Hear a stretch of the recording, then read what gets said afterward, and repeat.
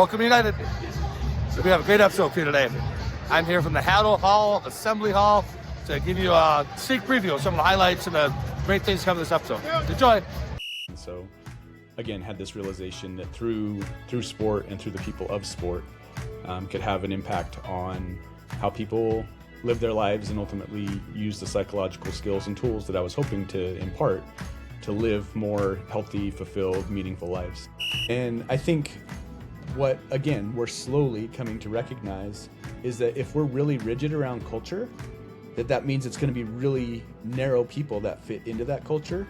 And oh, by the way, that's mostly, if not exclusively, depending on how rigid it is, going to be people that look like us, that think like us, that have had the same life experiences as us. And now, again, you might be saying, what's the problem with that? And so, one of the things that I encourage people that I work with is to root their values in who they are as a person and how they want to show up in the world, as opposed to what they do, how well they do it, who they do it with, where they do it. These become a lot of our default identities, but they all have a downside, a dark side to them. Based on what you've seen, how does a sense of belonging or lack of it within a team impact mental health? What identities are welcomed? What identities are celebrated? What identities are denigrated? What identities are tried to be eliminated? What identities do people feel like they can come forward with? What identities do people feel like they need to suppress or repress? I think all of those are really, really deep questions that we can explore. I don't like the word balanced. There's no balance in elite performance, but there's a blend that is right for you. And finding the right blend of your identity, your roles, your life experiences for you is the best way to put yourself in position to experience the highest level of outcomes that you're capable of.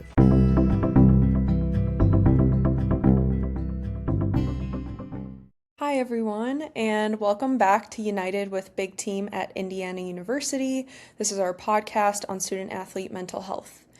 I'm very excited to be here with you today. I'm your host, Maria Dugo, a third-year PhD student in the counseling psychology program here at IU with a concentration in sport and performance psychology. And very thrilled about today's episode as I have the pleasure of speaking with one of the most impactful and respected voices in the sports psychology field, Dr. Mark Aoyagi. Mark's leadership, his commitment to social justice, and his emphasis on culturally responsive practice have significantly influenced the field and development of countless emerging practitioners, myself included. And Mark and I actually go way back to 2019.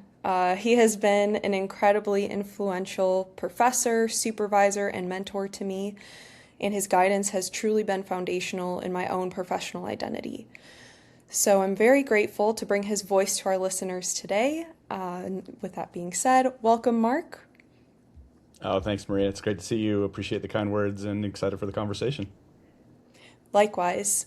And today we're going to be exploring culture and identity in sport, working with diverse teams and culturally responsive approaches for coaches and sports psychology providers.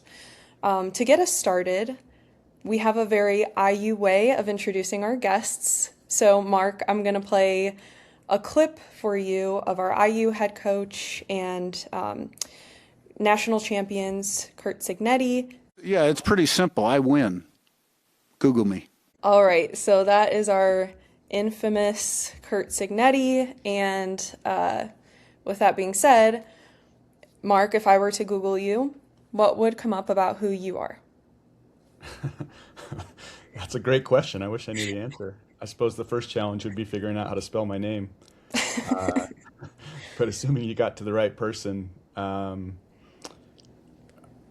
think probably my affiliation with the University of Denver. Been there, I believe it's either my 19th or 20th year. So long time affiliation there. And I think they probably have messed with the algorithm to make sure that is the first hit that comes up. Outside of that, I have, I think the only things that would come up on Google would be my professional identity. So I suppose that would be, like I said, home base at the University of Denver, teaching in the master's program there for the past close to 20 years.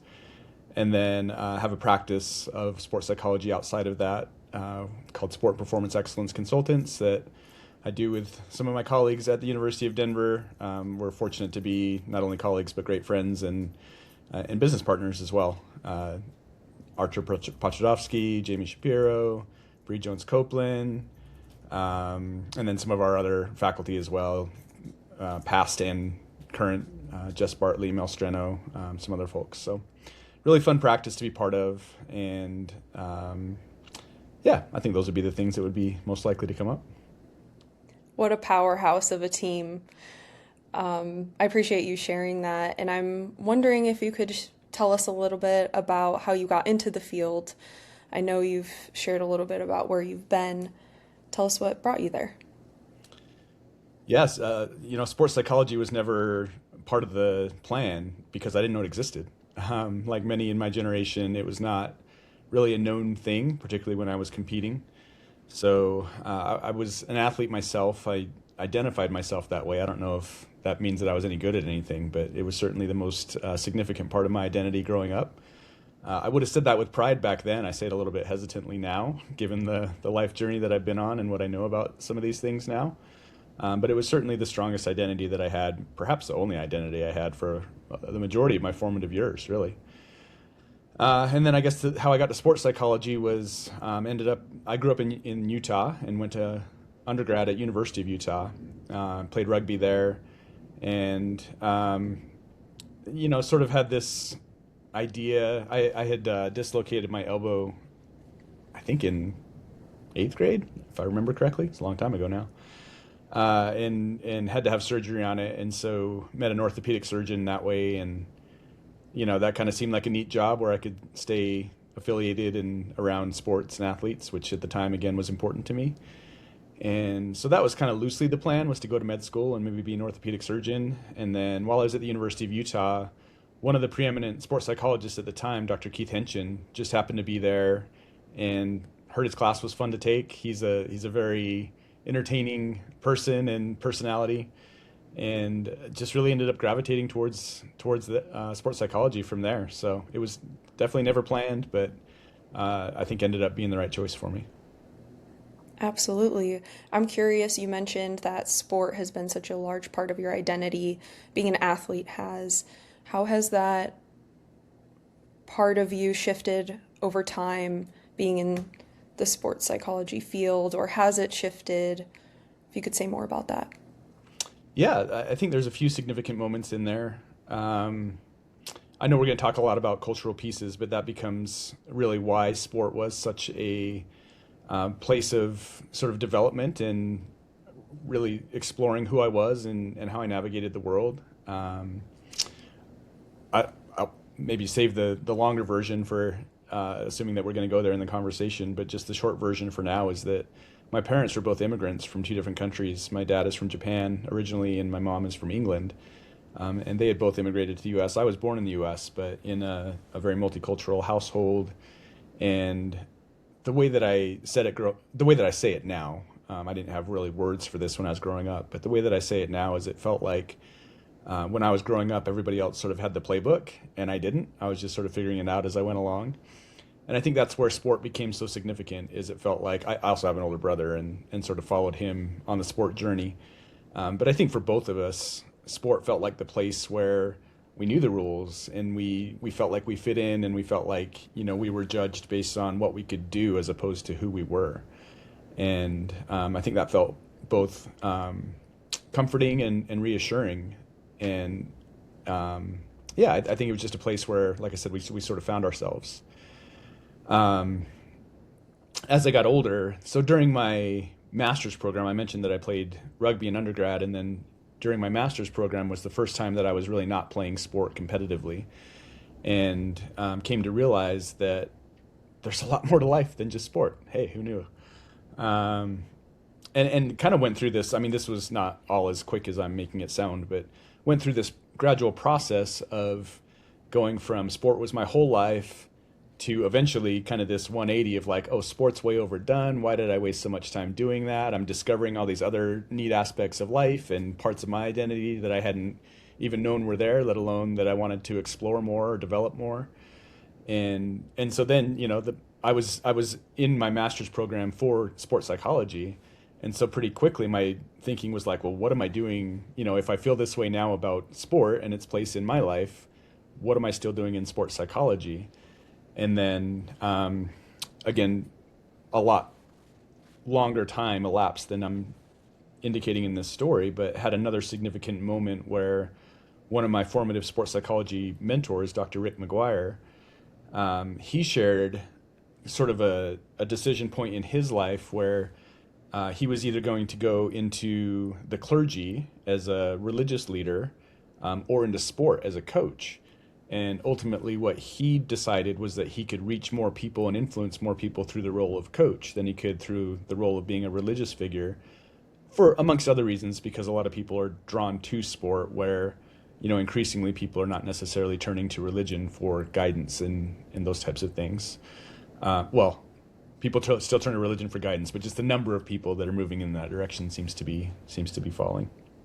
So, I kind of reflected on that and realized that yeah, even though I wasn't as invested in sport as a call it an environment, that I was invested in being around as much as I was previously, I still recognized that sport was probably the environment where I could have the biggest impact. And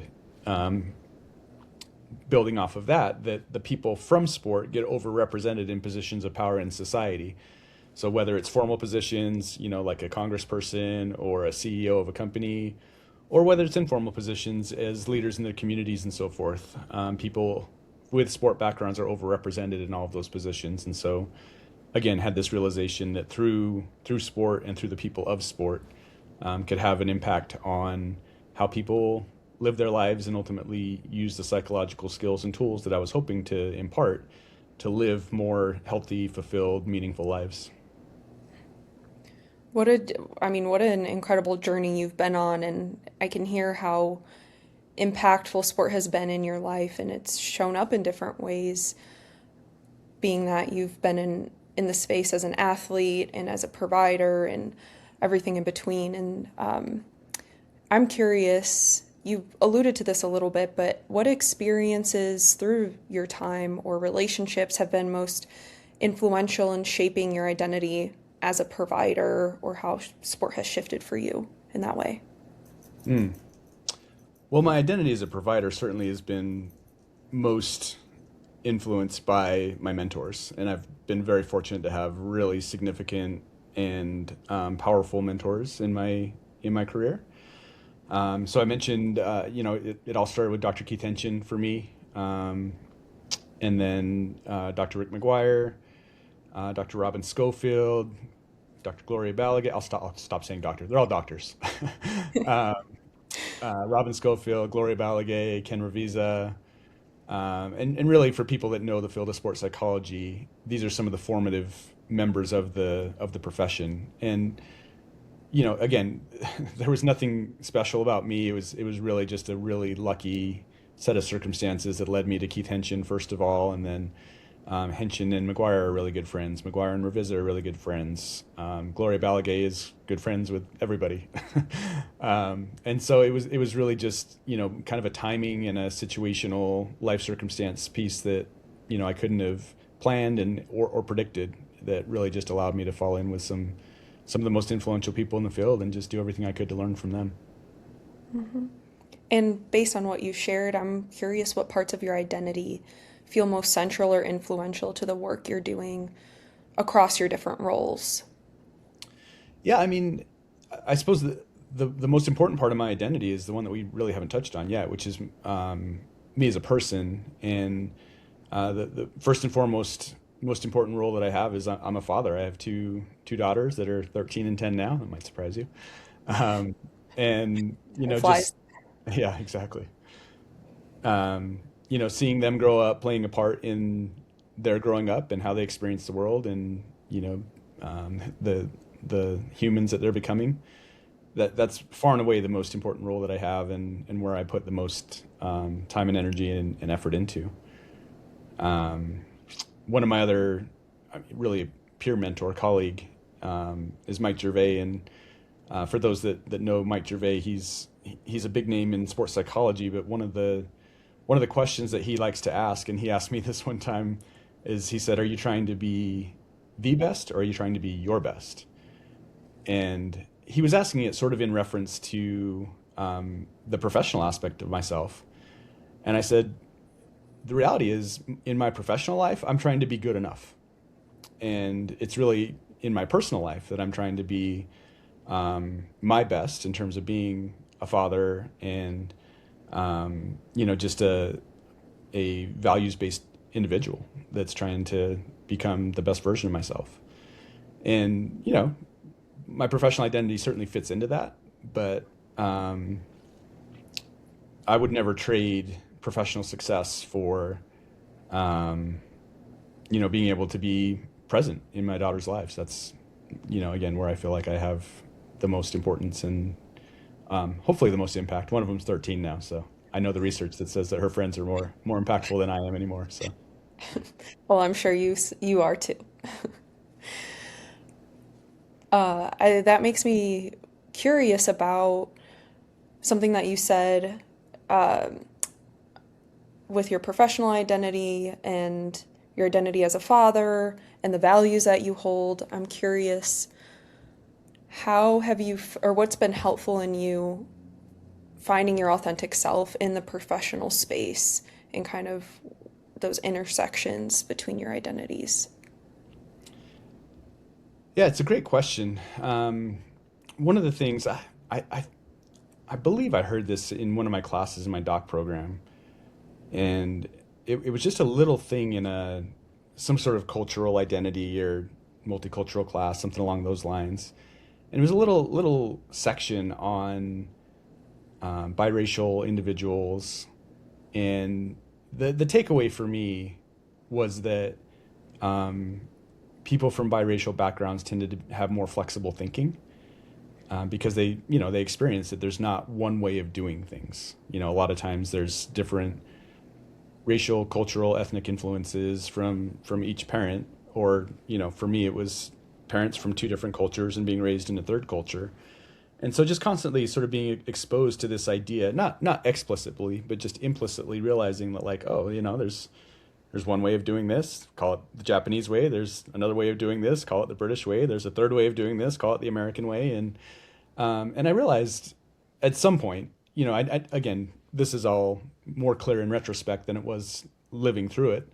But in retrospect, realized that I think to the extent that I might have a superpower, it would be the understanding that there's not one way of doing things.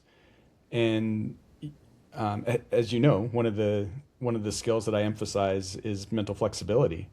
And I think, again, through luck and circumstance, was just sort of really born into a situation where flexibility was going to be there, whether I wanted it to be or not, because, again, it was this constant milieu of, here's one way of doing things, here's another way. And I sort of, I guess, took the luxury or the privilege of saying, okay, if there's not a right way of doing things, then I can sort of pick however works for me and go from there. And I think that level of flexibility has really become a major part of my identity and allowed me to really move smoothly between different aspects of my identity. So, when I think about my professional identity, one of the things that I really appreciate about it is the ability to do a lot of different things. So kind of having academia as a home base, through that role, I get to do teaching, mentoring, supervising, advising, things of that nature. I love each of those roles.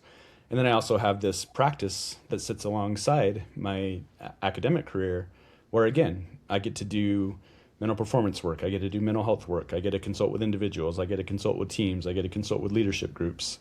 I do primarily that in sport, but also work with musicians and stage performers of different kinds and business people. So, and that's really what I enjoy.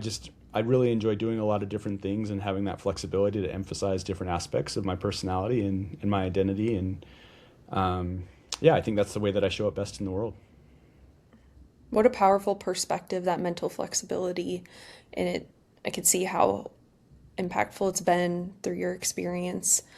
I'm curious how that shows up in the work that you do as far as supporting students and athletes and coaches and performers to sort of get to that point of mental flexibility where you notice there's that inflexible nature, perhaps.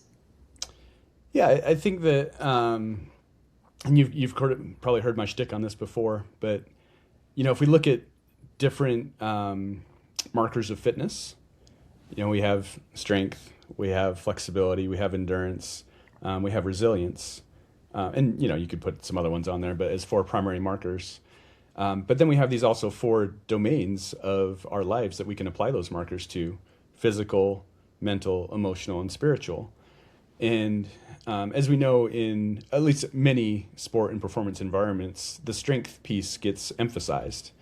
That you're going to develop muscular strength, you're going to develop emotional strength and things like that. But what we also know is, if we look in the physical domain, that if you are over-indexed on muscular strength and under-indexed on muscular or skeletal flexibility, you're kind of setting yourself up for an injury. And that's the same thing that we see in the psychological and the emotional domain. That if you are over-indexed on strength in those categories, mental strength, emotional strength, and under-indexed on flexibility, you're setting yourself up for the equivalent of an injury in those areas as well. So I think that's kind of the, the educational piece I would offer to people to kind of entice them into thinking, maybe there's a role for flexibility here. And then the other hurdle is that if people acknowledge that mental flexibility and emotional flexibility is something that they think they would benefit from, most of them still think that it's not necessarily a trainable skill. It's sort of, you have it or you don't. And the same is true for mental and emotional strength as well. I mean, unfortunately, most of our sport systems are set up to sort of weed out people that might inherently or have, somehow developed mental strength themselves. But we don't actually teach the skill itself. It's more selected for rather than taught. And you might ask, well, what's the problem with that? Well, the problem is there's tons of people that had the potential to develop mental strength and mental flexibility that were just, cut or left off of a team, or, were never in a situation where they understood that was a skill that could be developed. And that's not a fault of theirs. That's the fault of the systems that they experienced sport and, broader life within. So I would argue that we've lost a lot of talent and a lot of potential, which aren't 2 words that I particularly care for. But the reality is we've lost a lot of opportunities to grow and expand our capacities, something that I'm a lot more interested in, because we haven't included these people that, for whatever reason, didn't sort of pass through the physical or the mental or the emotional strength barriers that sport put in front of them. And if we had recognized, and hopefully we are recognized, that these are skills now, and we're seeing greater movements to bring that level of training and development to all kids earlier on in the pipeline, rather than just waiting until they've gone through this narrowing of the pipeline and self-selected in or out based on that. Now we're seeing a lot more growth and development in sport and in different domains of life, because more people are getting through that choke point and are being given the tools and the resources to develop those skills rather than just be selected for. Absolutely. We're seeing some of those barriers being broken down in the system. Yeah, I mean, we all wish that it was happening quicker, but thankfully there has been growth in that area, yeah. Absolutely. And that makes me think about, zooming out for a moment, thinking about the big picture of your work. I'm curious, based on the many roles and long-standing focus on multicultural psychology, diversity, equity, inclusion, how do you see culture and identity showing up in sport for athletes, coaches, providers, anywhere you'd like to take that? Well, I think you could hear, based in my own experience, that I don't, again, I felt unique when I was going through that experience. But I think the reality is everybody feels what I said to different degrees. And for many people like myself, sport becomes the refuge, the place where they feel more safe to explore different elements of their identity. So sport sort of becomes this bidirectional. It's both where you're understanding and developing your identity, but it's also an identity unto itself. And again, I'm not encouraging that based on what we know now. I think grounding your identity in elements of what you do as opposed to who you are or why you do what you do, we know that that can become a dangerous road to go down. And so, one of the things that I encourage people that I work with is to root their values in who they are as a person and how they want to show up in the world, as opposed to what they do, how well they do it, who they do it with, where they do it. These become a lot of our default identities, but they all have a downside, a dark side to them. So I think that's sort of the first layer of your question of how identity shows up in sport. And then, I think there's a lot of deeper layers in terms of what identities are welcomed, what identities are celebrated, what identities are denigrated, what identities are tried to be eliminated, what identities do people feel like they can come forward with, what identities do people feel like they need to suppress or repress. I think all of those are really, really deep questions that we can explore, but I'll stop there and see which direction you want to go in. Yeah, I appreciate you sharing that and emphasizing that identity or athletic identity is often very central, especially given that it's a safe space for a lot of athletes, particularly those of marginalized backgrounds. And so I'm curious, based on your experience or what you've seen, what's been helpful in expanding someone's exploration of who they are outside of sport as far as their identity goes?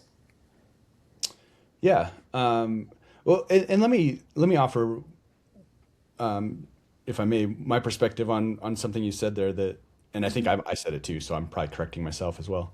That sport is a safe place to explore different elements of your identity, particularly for minoritized individuals. I think what I probably meant to say and how I would characterize it is sport is a socially acceptable place to explore your identity.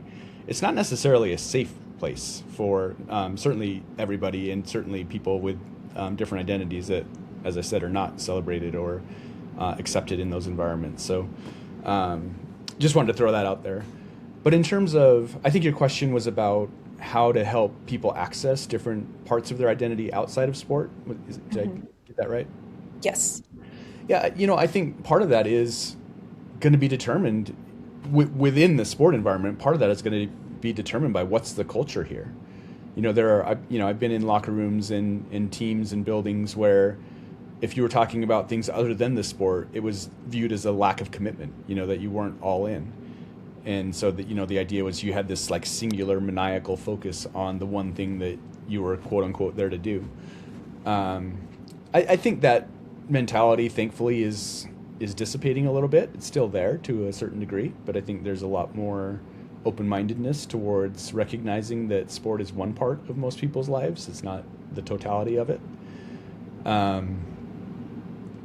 So I think the first characteristic to be aware of is how inviting is the environment, and how is the environment going to respond if you do explore elements of your identity, or if you start to bring that out. Now, in terms of how to actually go about that, I think one of the things that I always emphasize, and I always use this lens of performance, and the historical, that maniacal focus on we need to get this done, that used to be the belief of what would lead to higher performance. And whether or not that was ever true, I never saw research to support it. But certainly what we know about modern people and modern conditions is that that's not the way to bring about elite performance. The way to bring about elite performance is to understand who you are as a person, and then bring all of that forth through your performance. And so it's not about suppressing different parts of your identity or repressing different parts of who you are to have this maniacal focus on one thing. It's about contextualizing the one thing that you do within all the other elements of your life. And the example I give here to make it a little bit more concrete and sort of get it out of the intellectual space a little bit is, if you're standing over a putt for $1 million and your mindset and your lived experience is, if I make this putt, I'm successful and I'm somebody and I'm worthy. And if I miss this putt, I'm nobody and I'm unsuccessful and I'm unworthy. That's a pretty tough putt to make, right? Definitely. Whereas if you can stand over the putt and say, hey, I've invested a lot in this putt. It's really important to me that I do my best to, try and put this ball in the hole. And at the same time, at the end of the day, the important people in my life are still going to love me, aren't going to think any different of me if it goes in or if it doesn't. And oh, by the way, I'm one of those most important people in my life, and I'm not going to think any differently about me if it goes in or if it doesn't. Now, in the old school mentality, that might sound like I'm not invested enough. But if we just look at that objectively, which mindset is going to put you in the better position to make that putt? It's the most important thing in the world and I have to make it? Or, it's a cool thing. I've invested a lot in this. I sure hope it goes this way.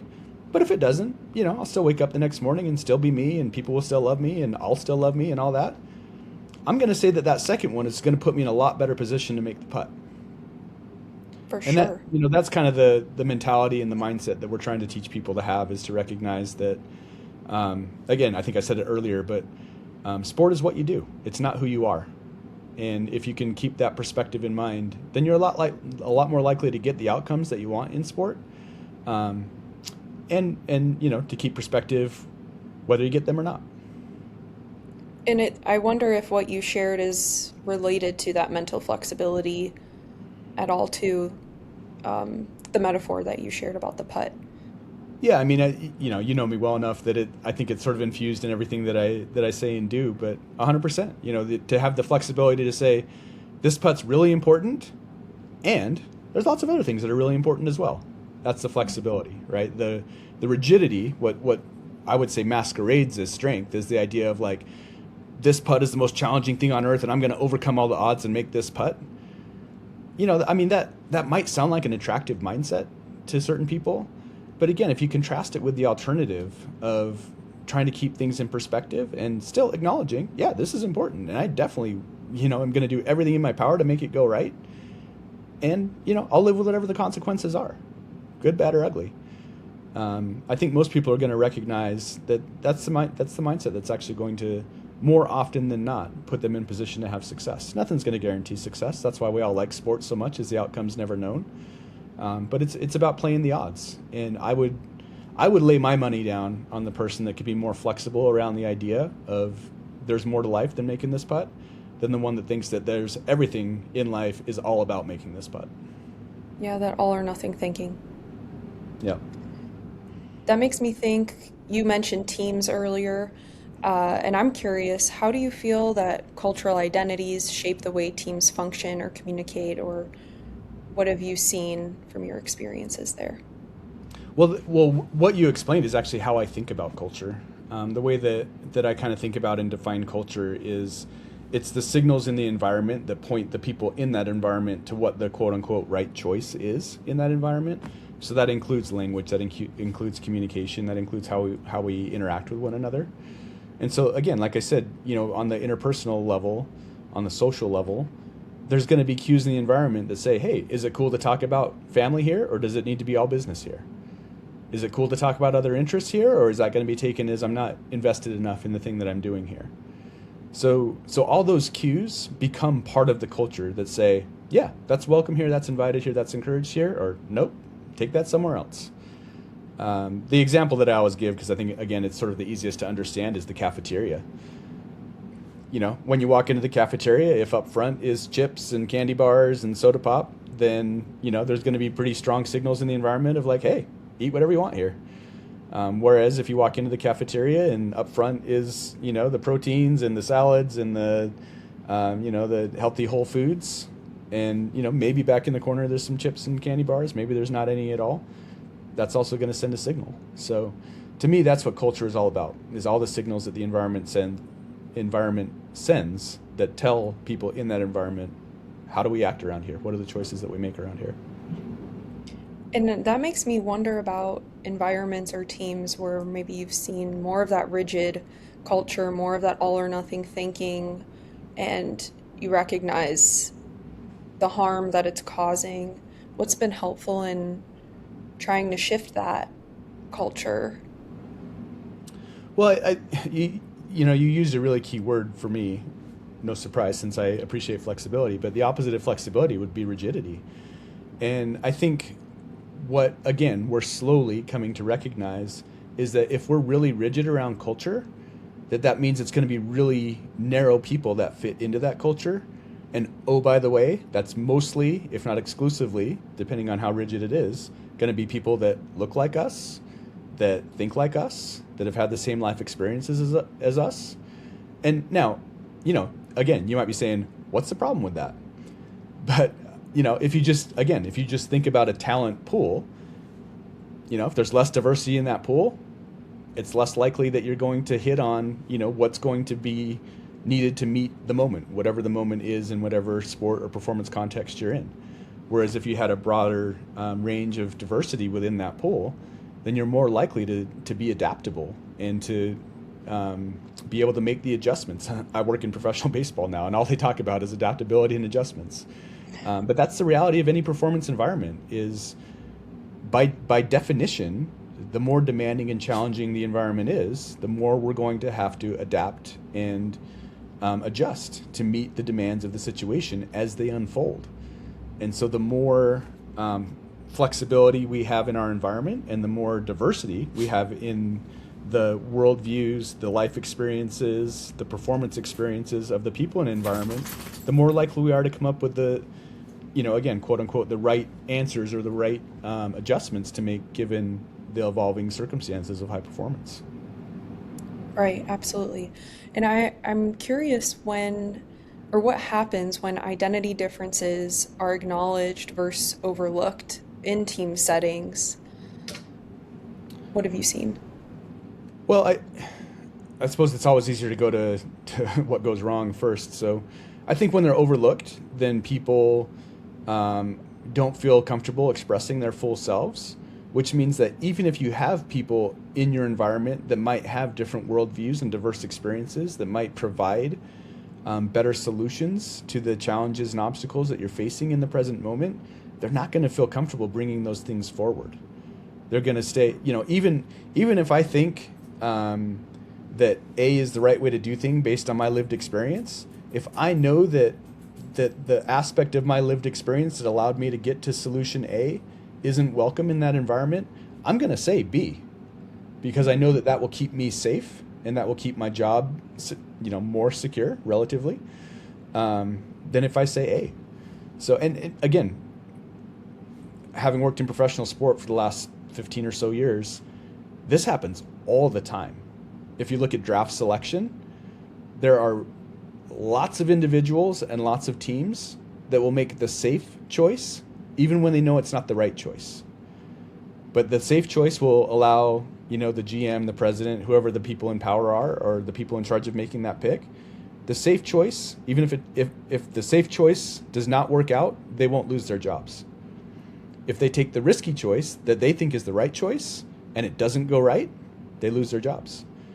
So we see this bias towards conservatism, rigidity, however you want to label that, all the time in professional sport, and to the great detriment of a lot of the teams and individuals involved. Because, if you are not making a stand based on your values, what are you doing, right? You're I don't mean to be too strong in my language here, but like, you're putting yourself forward as a fraud. I'm not saying they're a fraud through and through, but you're putting yourself forward as a fraud. And success or failure, either one, what does it mean if you're not there representing who you are as a person? If you're successful based on things that are not true elements of yourself, are you really successful? Mm-hmm. I think that's an open question. Now, to take the other side of it, where have I seen when it's gone well and diverse opinions have been invited and respected? I think you see a lot more dynamic thinking. I think you see people that are in organizations that are a lot more adaptable and adjustable to when things go wrong. And again, when you're working at an elite level of performance, there's always going to be unexpected obstacles. And oh, by the way, everybody else is tapping into the same competitive advantages that you are. And so the more that you are similar, the less likely you are to find those areas where you might have a day or a week or a month or a season of a competitive advantage before other people figure out what you're doing. So I think the more that, again, we welcome people to bring forward different worldviews, different perspectives, different life experiences, the more likely we are to stumble upon it. I mean, that's usually how it happens, right? The biggest competitive advantages usually are not planned for, like I described in my life. They're things that just the circumstances align and you sort of have the right resources to meet that moment. And again, the more that you're willing to acknowledge and invite and welcome forward the different resources in your organization, the more likely you are to stumble upon the one that's going to work given the current circumstances.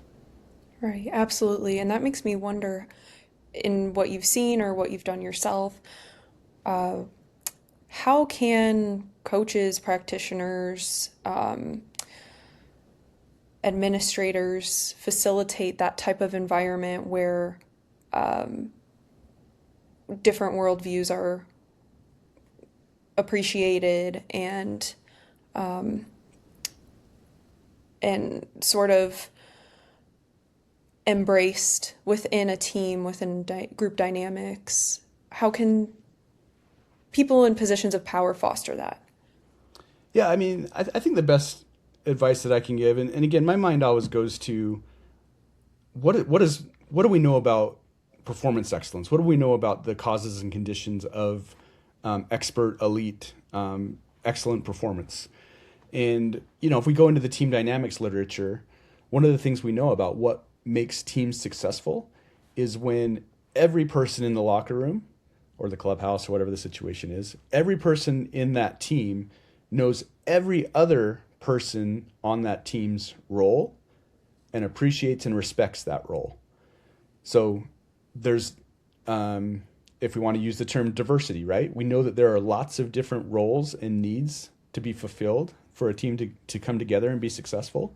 When everybody knows everybody else's role and respects and appreciates that role, that's when teams are the most successful. And I would say the same thing about individual identities. When everybody in that locker room, and when I say everybody on a team, I'm not just talking about the players. I'm talking about coaches, I'm talking about staff, I'm talking about support staff, everybody. When everybody on that team knows everybody else's identity and understands and appreciates everybody else's identity, then we have the best chance to have the most success as a team. It's that interpersonal level of understanding and appreciation and connection that sounds really powerful there too. 100%. And I think, we're seeing this more and more. I quoted Mike Gervais earlier. He has a great way of saying things that are not as long-winded as what you're hearing from me today. But one of the things that he's identified is that, over the years, historically, we've used what's called an extraction model of performance where, the leadership, whether it's CEOs or coaches or presidents or whoever it is, they try and extract all of the usable skills and knowledge from their employees or team members or athletes or whatever it is. They try and extract that from them and kind of just leave these, hollow husks of people to, pick up the pieces of their lives when that extraction process is done. And what modern leadership recognizes now is that model doesn't work. Like you might be able to, squeeze everything you can out of a person, but you're never going to bring forth everything that person has to offer. Because if you're trying to extract it, that means that they're trying to hold on to it, right? And not have it be taken from them. And so the answer to that modern leaderships are recognizing now is what's called an unlock philosophy. So rather than extract what we can from an individual, we're collaborating. So leadership and the person, coach and athlete, are collaborating to figure out, hey, how can we unlock the best of what's in me? And now, rather than the coach trying to extract that from them and the athlete saying, no, that's not how I want to do it, this is how I want to do it, we're working together to say, what's the vision for the best way that we can make this work? And again, not just as an individual, but in the context of the team as well. And so I think really adopting this unlock mentality of how can we collaborate to bring forth the best rather than me from on high trying to pull out of you what I identify as useful or worthy. Yeah, wow, that sounds really powerful. It sounds like it mitigates the power dynamics in many ways as well. Is that true? Yeah, I think it does. It certainly puts the power in the hands of, like I said, a collaborative process that's about bringing forth the best in everybody. No, I think people hearing that for the first time or wondering about this for the first time might think, well, how am I going to do that? That's going to take forever. I can't get to know all my people. I can't figure out how to sit down and unlock each one of them. And the reality is, no doubt, there is a front-loading process of this that's going to take some time. But I would put that up against how much time do you spend trying to extract from your people that which they don't want to give? And, figuring out new ways to motivate them, or how am I going to, get them over this hurdle or whatever. And all of that weight, all of that responsibility, all of that falls on the coach and the leader. Whereas in the unlock model, now, yes, again, there's some front loading here of getting to know your people, understanding them on a different level. But once you do that, now that flywheel is spinning and all those hurdles down the road are being worked on together, right? It's not, I need to figure out a new way to motivate this person. I need to up the ante, and what I used to motivate them yesterday isn't working, and no more pats on the butt. Now it's kicks, or no more pats on the shoulder. Now it's kicks in the butt and whatever. Now all of that goes away because the motivation is the same. It's about bringing out the best in the person and giving the best to the team. The athletes want to do that. They want to find what's best within them. And so now, again, rather than you having to be the motivator and the extractor, now you're the facilitator and the unlocker and the collaborator. And all those hurdles are moved through together rather than, this, as you said, this powerful position position of responsibility of like, I need to get the team through this hurdle, or I need to push the athlete through this barrier. Now we're working together to figure out those things collaboratively. It sounds like it makes them stronger as individuals and as a collective team in that way too, through that collaboration. Is that what? Well, I mean, that's the synergy that we're looking for, right? Is that, again, I'm sort of talking about this at the individual level for ease, but yeah, when you get a team of individuals that are all pulling in that same direction and challenging one another to be the best version of themselves, it's powerful stuff. Definitely. And as you're talking about the individual athlete's experience, I'm wondering, kind of shifting a little bit more to mental health, how do you, based on what you've seen, how does a sense of belonging or lack of it within a team impact mental health? When we're talking about culture and identity and collaboration and group out group, things like that. Yeah, I mean, I think anybody that's been in a circumstance where they don't feel like they can be their whole self in that environment, that is such a drain on energy. And, it shows up in all different ways. It shows up through lack of sleep. It shows up through poor recovery. And ultimately, those things are going to have a very impactful negative impact on both physical health and mental health. So, we'll see more injuries in people that have that experience. We'll see more sick days in people that have that experience. And then certainly we'll see more depression, more anxiety, more mental health issues and concerns, more substance abuse in people that are in that situation. So I don't know if that answers your question emphatically enough, but for sure it is a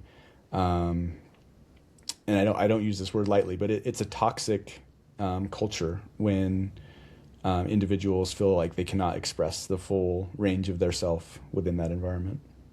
Absolutely. And I'm curious about how coaches and practitioners can ensure to foster that sense of belonging, or what they can do to facilitate that, not only with their athletes individually, but amongst the team as well. Yeah, I think it's a lot easier and simpler than people think that it is. It's not, you don't need to sit down and have a 3-hour conversation and, ask about where they're from and their life story. And I mean, that hopefully, elements of that will unfold over time. But, on the day to day, it's simple questions, how are you doing? You know, if we're talking about collegiate sport, how did you do on that test? I know that that was going to be important for you. How's your family doing? I know that you had a family member that was sick. How are they doing? Do you have siblings? What are they up to? Just little micro interactions that show that you care about more than just the athlete, that you care about the human. And not only that you care about the human, but that you're interested in all of the elements of their humanity, all the different elements of their identity, all the different aspects of their lived experience. Just showing an openness to that. And, again, even as a psychologist that has the luxury of, having a one-on-one hour-long conversation with a person, you never get to know all elements of other people. If we're honest with ourselves, we don't even know all elements of ourselves. And so it's Right. not about trying to have this, playbook that gives you all the answers on everybody in your locker room. It's just opening the door to those conversations and just letting them know that you're interested in those different elements of their lives and their identities. That's all it takes. And some will actually never even disclose or follow up on that. I have students that, I don't know about their siblings and different elements of their lives. But what I hope is that every one of them knows that if they wanted to talk about those things, I would love to hear about it. And, I think that's the dynamic that you're hoping to set up, is just a situation where people feel welcome to talk about that. And based on individual differences and life experiences and so forth, people are going to feel more or less comfortable sharing different aspects of themselves. And that's all fine. There's no need to pry. There's no need to press. It's just setting up a culture, setting up an environment, and using your leadership and your voice to say, hey, it's all welcome here. Yeah, and I'm confident that your students feel that too.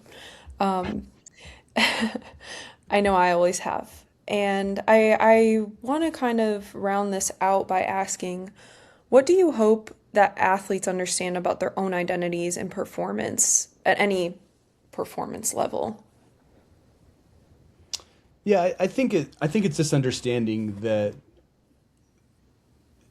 if and I use the term performance excellence very carefully and very deliberately, which is to say that excellence for one person might mean performing their best in that environment. Excellence for another person might be, more of how I describe my professional identity, is where I want to be good enough, but it's not the most important thing that I'm doing here. And so, to me, performance excellence might be, I want to find the way to exit this sport in the best way for me in my life situation, family, whatever the case may be. So with that being said, I don't want to make the assumption that everybody's value and everybody's desire is to be the best they can be at whatever they're trying to do. That being said, nothing I'm going to say is incompatible with striving to be the best that you can be. And so I think the first thing to recognize within that is you don't need to be singularly, maniacally focused on only that element of your identity to be the best. And in fact, as you've kind of heard me make the case for, having a more well-rounded, developed, I don't like the word balanced. There's no balance in elite performance, but there's a blend that is right for you. And finding the right blend of your identity, your roles, your life experiences for you is, the best way to put yourself in position to experience the highest level of outcomes that you're capable of. Now, there's also seasons, right? We recognize that in every performance environment, there's also seasons. And so there's going to be seasons along your development and along your progression where if you want to be an elite performer, you're going to have to emphasize that part of your identity and that part of your life experience more than others. It doesn't mean that the others disappear. It just means that you're going to go through a season where you might be more heavily invested in, your technical performance or your tactical performance or your strength performance or whatever. But just as we know with, let's take strength, that for however much energy we invest in increasing our strength, for that to work, we need to invest just as much energy, although that's a funny word in this context, in recovery, right? So we need to recover just as hard as we work in order to get the benefits of that work. And, that's the same with these identities, is that if and when we go through a necessary period of over-investment in one particular identity, we need to follow that up with a season where we emphasize another part or a more blended part of our identity, and make sure that we're honoring that performance cycle of, high intensity, high volume, followed by lower volume, lower intensity. And if we follow that cycle, we get the best out of ourselves. And it's the same with our identities, that we're going to have to, as I said, over-index on some parts of our identity through some seasons of our journey.